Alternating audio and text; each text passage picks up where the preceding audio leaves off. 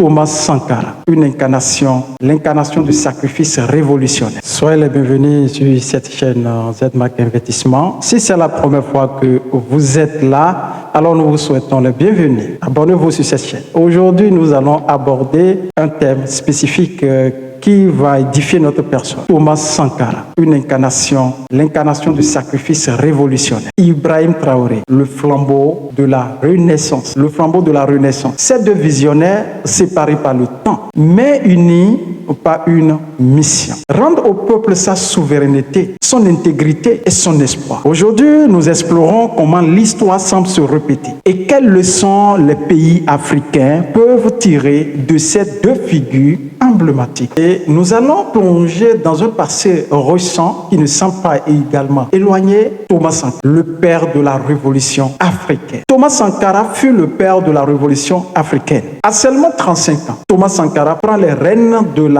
Haute-Volta, rebaptisée Burkina Faso, le pays des hommes intègres. Son ambition, mettre fin à la dépendance, lutter contre la corruption et bâtir une nation autonome. Il refuse l'aide étrangère, qu'il qualifie d'outil d'asservissement avec ses réformes audacieuses. Il s'agit de l'autosuffisance alimentaire grâce à une réforme agraire ambitieuse qu'il avait mis sur place. Promotion des femmes, ce qui a permis à ce qu'une loi a été établie pour pouvoir interdire les mariages forcés et les mariages mineurs. Nous avons aussi remarqué que Thomas Sankara était dans une dynamique très farouche de la lutte acharnée contre la corruption, réduisant les privilèges des élites. Mais dites, nous connaissons étant Afrique, cette révolution dérange même les élites locaux. Et c'est la sorcellerie. Le 15 octobre 1987, Sankara est assassiné chaudement. Quel malheur. Quel malheur qui s'est abattu sur Burkina Faso. Victime d'une trahison d'un ancien allié dont je ne dirai pas son nom. Il est connu, c'est son boulot aujourd'hui. Tout le monde sait la récompense qu'il pouvait s'offrir et à sa génération. Je crois que cela aussi serait une bonne leçon pour les gens qui ont emprunté ce chemin de vouloir déranger le pouvoir en place parce qu'ils finiront par eux-mêmes laisser un héritage de désarroi à leur génération.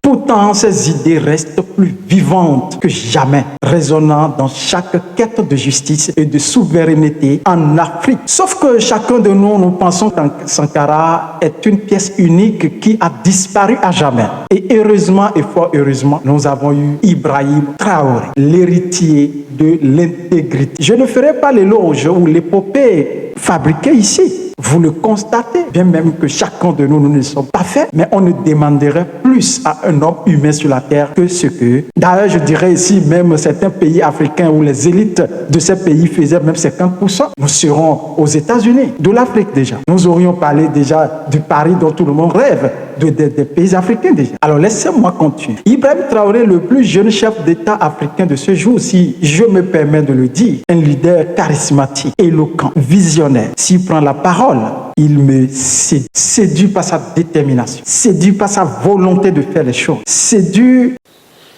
quand je prends dernièrement les propos de Emmanuel Macron, par sa capacité d'anticiper et sa capacité de voir tout le monde profiter des ressources nationales. C'est une doctrine. Il faut que tout le monde se l'approprie. Il porte en lui l'idéologie de Sankara. Sa montée au pouvoir n'est pas qu'un acte politique. Sa prise de pouvoir n'est pas une volonté au-delà de sa manifestation. C'est un cri de ralliement pour une génération qui refuse de subir. Bingo pour la génération, la jeunesse burkinabé. Salut pour tout le peuple burkinabé. J'aimerais vous joindre tout simplement pour vous êtes chanceux. Vous êtes les pépites de l'Afrique. Vous êtes les pierres principales de l'Afrique pour qu'on parlera des États-Unis de l'Afrique. En moins d'un an, Traoré a incarné les principes similaires de Sankara. Eh bien, malgré toutes ces stratégies éloquentes que nous pouvons apprécier, la déstabilisation accrue des ennemis à travers les terreaux, connaissez de quoi je veux pas. Sankara, Ibrahim incarné, a su placer sa politique dans le bon sens. En 3 ans, a fait un travail extraordinaire. Il a mis au cœur de sa politique la priorité à la souveraineté, en appelant à une autonomie accrue dans la gestion des ressources. Un leadership centré sur le peuple, en mettant les priorités nationales au cœur des décisions. La tolérance zéro, n'en parlons pas, face à la corruption. Ce qui explique que Thomas Sankara et puis Ibrahim Traoré rejoignent les mêmes fronts, rejoignent les mêmes bacs. Et ceci a été démontré par la volonté de vouloir sanctionner par un procès qui s'est déroulé très récemment par le détournement de fonds publics. Et je salue tous les juges, tout le système juridique qui quand même a fait un travail extraordinaire. Ceci démontre que l'Afrique peut encore produire des leaders intègres. Je le disais dans l'une de mes vidéos que l'argent ne peut jamais m'influencer. Personnellement, je suis riche intellectuellement parce que je ne veux rien de personne. Si je ne peux pas donner, je ne prendrai rien de personne. Peut-être que j'exagère, mais toute cette démonstration et surtout ce que Ibrahim vient de nous montrer montre que l'Afrique peut encore produire des leaders intègres, des jeunes bien bâtis, encore des jeunes qui réfléchissent et qui ont des vraies solutions dans leurs mains, L'Afrique peut produire encore des leaders intègres, déterminés à mettre le peuple au centre de leurs actions, au centre de leur politique, au centre de leur mission. Et jeunes, tout jeune qui se retient le gouvernement, dans le système juridique, dans le système fiscal, comme les impôts, dans le système social, vous pouvez faire parler de vous. Pouvez vraiment manifester votre volonté à travers vos sorties, à travers votre détermination, la prise de position dans votre gouvernement. Parlez de vous, susciter des esprits. Quelle synergie nous pouvons retenir de ces deux leaders emblématiques? Quels leaders parlons ici? Thomas Sankara et Ibrahim Traoré. Sankara a tracé une voie. Traoré continue de la parcourir. Ces deux leaders partagent des valeurs fondamentales qui représentent des valeurs également fondamentales pour tout le peuple africain, pour tout le continent africain et pour toute l'Afrique. Ces idéaux, idéaux fondamentaux ou ces valeurs fondamentales constituent une socle, une boussole pour que chaque pays de l'Afrique puisse sortir de là. Il s'agit de la souveraineté nationale en rompant avec la dépendance économique. Alors qui vous a dit que les Européens ont envie de laisser l'Afrique en paix? Alors, pour que vous compreniez un peu le système, que j'ai compris par rapport à soi-disant les maîtres, eh bien, je réitère avec le dernier discours de Biden qui disait « Nous savons qui nous sommes, malgré tous nos combats, nous savons qui nous sommes et c'est pour cette raison que nous luttons. » L'Amérique lutte pour sa dignité, pour sa position. Qu'il était hier, il ne veut pas perdre ou elle ne veut pas perdre. Donc les États-Unis des Amériques ne veulent pas perdre leur position de leader dans le monde. C'est pour cette raison qu'ils ne baissent pas les bras. Malgré les politiques et les difficultés politiques, la vision reste la même. Nous devons avoir quand même des modèles types pour pouvoir reproduire ce qui marche ailleurs et l'adapter à la valeur réelle et aux réalités système ou à la réalité de nos systèmes africains. Donc je disais tout simplement, Sankara a tracé la voie. Traoré continue de la parcours. Ces deux leaders partagent des valeurs fondamentales. Il s'agit de la souveraineté nationale qui permet de rompre avec la dépendance économique, politique également, et la dépendance économique et la dépendance intellectuelle dont on n'en parle pas beaucoup.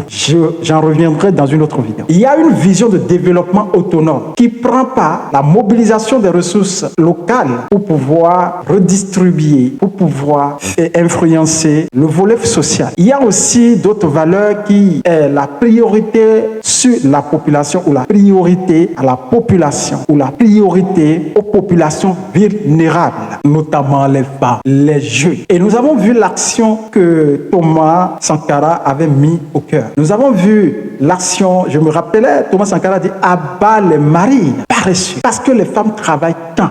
quand j'entends que les femmes ne travaillent pas, ça me... Je ne comprends pas, ça dépend. Mais moi, je n'ai que vu ma mère qui, déjà à 5 heures, est debout, préparée, nous servit à manger, parfois préparée pour ramener au lieu de travail à son mari. Aujourd'hui, vous imaginez quand vous recrutez un cuisinier ou une cuisinière, combien cela peut vous coûter en facture. Vous pouvez facturer votre femme. Donc, une femme qui s'est consacrée, elle est à la maison, travaille, a mérité son salaire. On ne peut pas, je dis, je fais partie des hommes qui dit tout simplement, un homme qui réclame une partage des ressources avec sa femme, je rejoins Thomas Sankara pour dire, à part les hommes paresseux, parce que je ne connais autre être qui travaille que la femme. Donc vous voyez un peu la politique de ces deux leaders qui influencent déjà positivement nos valeurs sans nécessairement importer autre chose, sans nécessairement importer autre chose pour nous intoxiquer. Mais surtout, ils incarnent les deux le courage. Notons tout simplement, après toutes ces valeurs, les deux incarnent surtout le courage, la détermination, le bravo, l'abnégation. Ils incarnent ce courage de défier l'ordre établi au risque de tout perdre. Mesdames et messieurs, chers internautes, vous et moi, quelles leçons nous pouvons tirer de ces deux emblématiques, de ces deux personnages publics qui, nous avons la chance en train de vivre en live une réalité palpable d'incarnation de ces élites, que nous aimerions revoir la réincarnation de chaque leader de chaque leader de l'époque qui se sont fait parler d'eux. Je suis en train de jouer mon rôle. Et toi, quel rôle tu joues? Alors, je m'en vais poser cette question. Je dirais tout simplement, quelle leçon pour les pays africains qui continuent de péricliter, qui continuent de perdre la vision de la révolution. Je crois que c'est la seule chose pour que le peuple africain soit libre. Je n'ai pas parlé de la politique africaine. Je parlais du peuple africain. Parce que la politique est faite par la politique externe. Mais le peuple est fait par les révolutions internes ou la révolution interne. Quelle leçon pour les pays africains? Que peuvent tirer les pays africains de ces révolutions? Que peuvent tirer des pays africains de ces révolutions?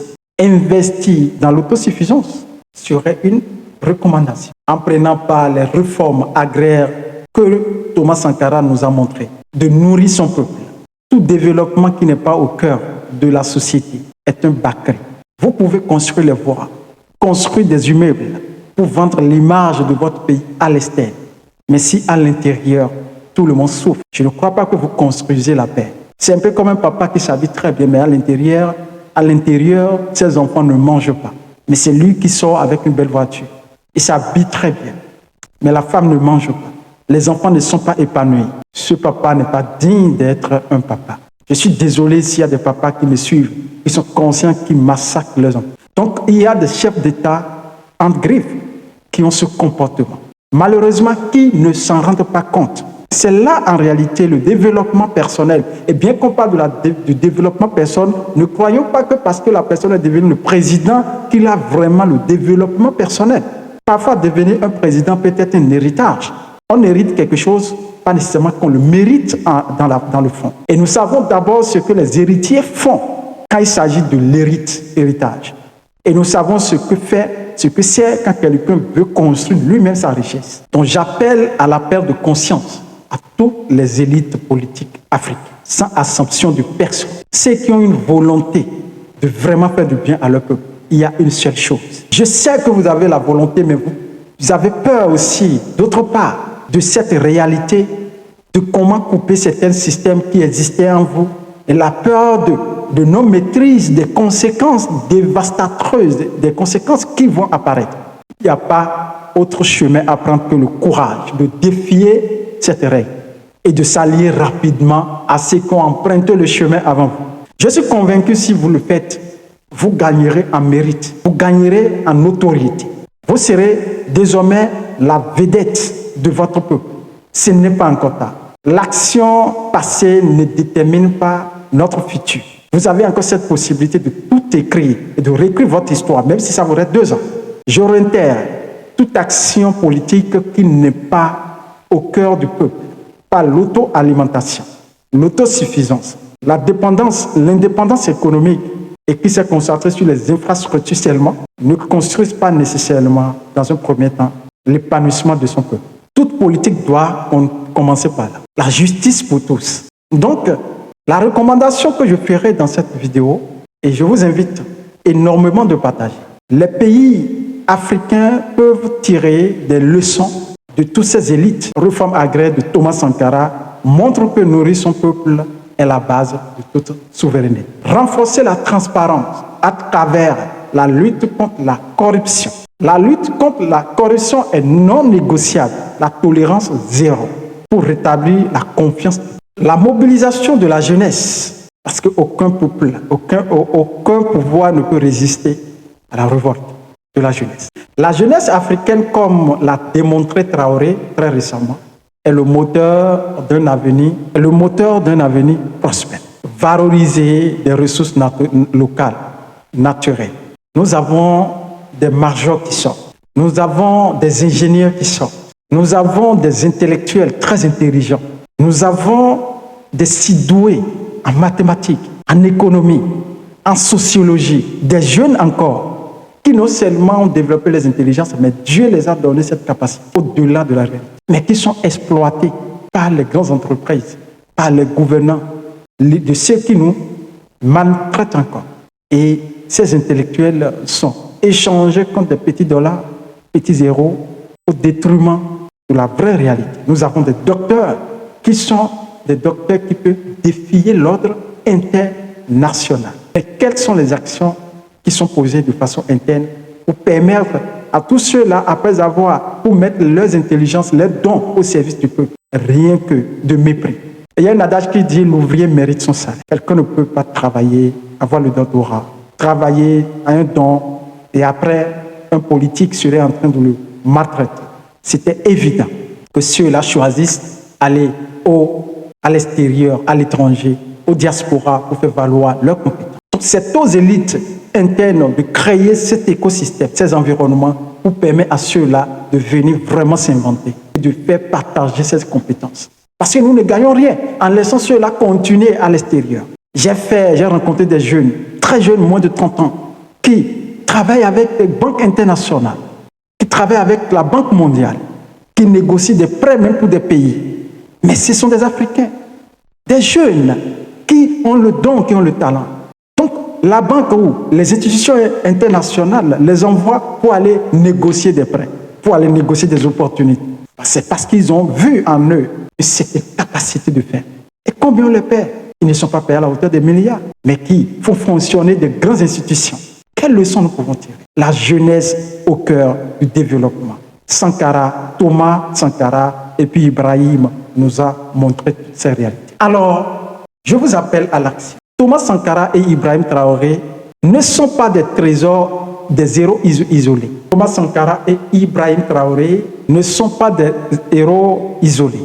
Ils sont le reflet des aspirations d'une Afrique en marche vers la justice, la souveraineté et le progrès. Leurs histoires nous enseignent que le changement est possible, mais qu'il nécessite du courage, des sacrifices et une vision claire. Et toi, que fais-tu? Et toi, que fais-tu pour contribuer à cette révolution pacifique et durable dans ton pays? Si cette vidéo t'a inspiré, partage-la pour propager des idéaux de Sankara et Traoré. Et ensemble, construisons un avenir meilleur pour le continent. Je vous invite de vous abonner massivement à cette chaîne et liker, partager pour rejoindre. Sur cette chaîne, nous parlons de l'investissement, nous parlons de la géopolitique, nous parlons de développement personnel et nous parlons des finances.